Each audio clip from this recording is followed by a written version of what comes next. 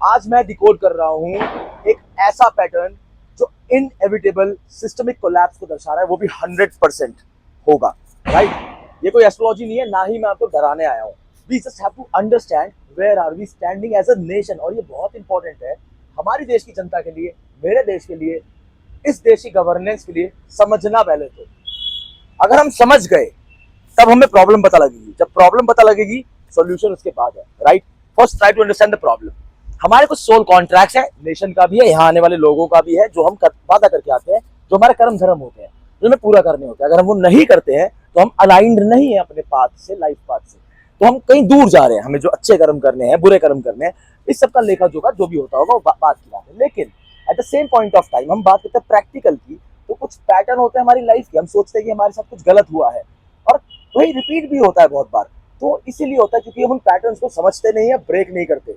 अगर हम समझ जाए कि ऐसा हो रहा है और हम कुछ दूसरा एक्शन ले तो हमारा पैटर्न ब्रेक होगा, हमारी लाइफ चेंज हो जाएगी। पर हम नहीं करते, हम सोचते किस्मत का है, ऐसा है, वैसा ही लिखा है। ये फालतू की चीजें हम समझा के रखते हैं। तो पैटर्न को डिकोड करा जा सकता है, समझा जा सकता है, तोड़ा जा सकता है, चेंज किया जा सकता है और अपनी लाइफ को भी चेंज किया जा सकता है। ठीक है, अब बात करते हैं हमारे सिस्टम की। तो हमारा नेशन अंदर से जो उसका सिस्टम है वो सारा खोखला हो चुका है। क्यों? क्योंकि जो सोल कॉन्ट्रैक्ट्स है वो एक्सपायर हो चुके हैं। जैसा चलना चाहिए था वैसा नहीं चला है, अब बहुत लेट हो चुका है। लेट इसलिए कि अब कुछ बदला नहीं जा सकता। जो पीछे हो चुका है वो कर्म हो चुके हैं, हमें ठीक करने की बारी है। कैसे करा जाए, अब कैसे बचा जाए, क्योंकि जो आने वाला है उससे लड़ने के लिए तैयारी करनी वो जरूरी है। और लड़ने के लिए जो तैयारी करनी है उसके लिए समझना जरूरी है, आपका जागना जरूरी है। तो पहले तो जाग जाओ, ठीक है। और आई होप सो ये जो मैसेज है ये पीएमओ तक पहुंचे, प्राइम मिनिस्टर नरेंद्र मोदी के पास पहुंचे और समझे कि ये कितना जरूरी है उनके लिए। समझ रहा कि उनको पद छोड़ना विलफुली है और विलफुली नहीं छोड़ते हैं, विलफुली नहीं छोड़ते हैं तो उनको फिर दूसरे तरीके से हटाया जाएगा, वो अपने आप ही होगा। क्योंकि ये तरीका है लाइफ का काम करने का, यूनिवर्स वर्क्स लाइक दिस। और पैटर्न उनका खराब है, ये वो जानते हैं।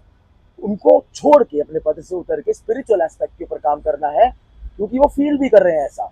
एंड हमारे पास ज्यादा समय नहीं है, क्योंकि अगर वो 15 मई से पहले हटते नहीं है तो पोर्टल क्लोज हो जाएगा। और ये पोर्टल अगर क्लोज होता है तो 19 साल के लिए कार्मिक का ऐसा पैटर्न शुरू होगा जो सबको झेलना पड़ेगा, पूरे नेशन को। राइट, तो ईगो को हटाइए, यहाँ से हटिए और करना क्या है वो सोचिए। Which again I can help you out, but the thing is also ये समझना है कि अगर ये नहीं उतरते हैं, इसको हम फॉलो ही करते रहते हैं और ईगो से अटैच रह के पावर से जुड़े रहते हैं, तो उससे क्या होगा? आने वाले 2 साल जो है अगर पोर्टल क्लोज होता है, यानी 2027 तक तो वैसे भी कोलैप्स होना ही होना है। इकोनॉमिकली हमारी कंट्री डिवास्टेट हो जाएगी, खत्म हो जाएगी। आने वाली जनरेशन पूरे अंधकार में चली जाएगी। हमारे पास, हमने अब तो नहीं किया कुछ, कोई रिस्पॉन्सिबिलिटी नहीं, वोटिंग करा, ये करा, छोड़ो सब। आज सच में जिम्मेदारी लेके खड़े होने का समय है। तो अगर आप सच में प्यार करते हो ना नेशन से, अपने बच्चों से, रिश्तेदारों से, तो खड़े हो जाओ और जाग जाओ। सबसे पहले सोल्यूशन है मेरे पास, सोल्यूशन भी दूंगा और मुझे पर्सनली कोई बेनिफिट नहीं है इससे। मैं अपनी लाइफ बस जीता हूँ, I don't give a fuck. This is for the nation, for the people actually. जागो। Thank you.